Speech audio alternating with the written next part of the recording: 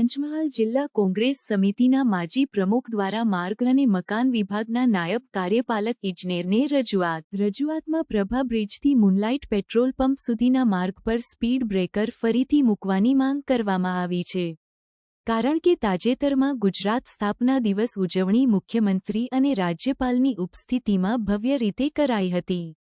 ઉજવણીના ભાગરૂપે ગોધરાના મોટાભાગના રસ્તા ઉપર સ્પીડ બ્રેકર કાઢી નાખવામાં આવ્યા હતા.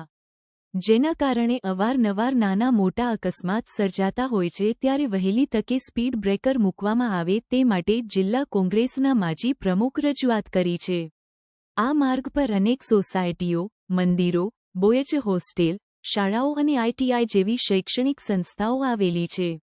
અગાઉ અહીં સ્પીડ બ્રેકર હતા, જે દડી કોલોની બોયજ હાઈસ્કૂલ, મિશન શાળા, મીરાણી હોસ્ટેલ અને હનુમાનજી મંદિર પાસે મૂકવામાં આવ્યા હતા.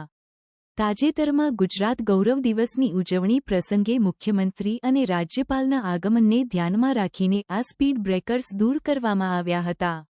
છેલ્લા 2 દિવસથી વાહનોની તેજ ગતિને કારણે અનેક નાના મોટા અકસ્માતો સર્જાયા છે.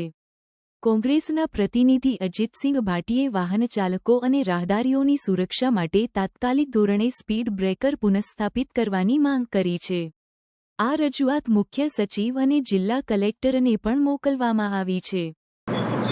1 મે ગુજરાત ગૌરવ દિવસની ઉજવણી પ્રસંગે ગુજરાતના મુખ્યમંત્રીશ્રી અને રાજ્યપાલ શ્રી ગોધરા પધાર્યા હતા.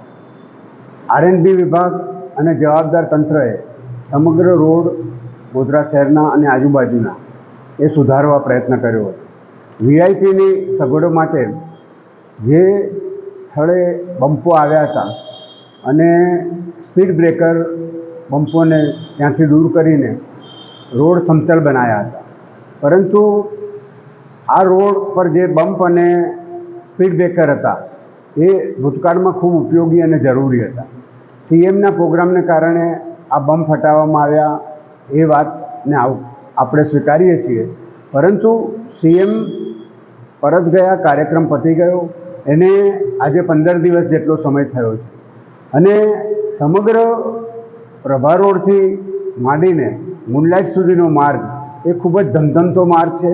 એવી જ રીતના બામરોલીનો માર્ગ, સિવિલ હોસ્પિટલ, તેલંગ હાઈસ્કૂલ પાસે અને સમગ્ર એ વિસ્તારમાં ભૂતકાળમાં બમ્પ નાખીને જે તીવ્ર ગતિએ જતા વાહનોને અટકાવવા પ્રયત્ન કર્યો હતો, પરંતુ આ કાર્યક્રમોને કારણે આ બમ્પ હટાવી દેવામાં આવ્યા હતા.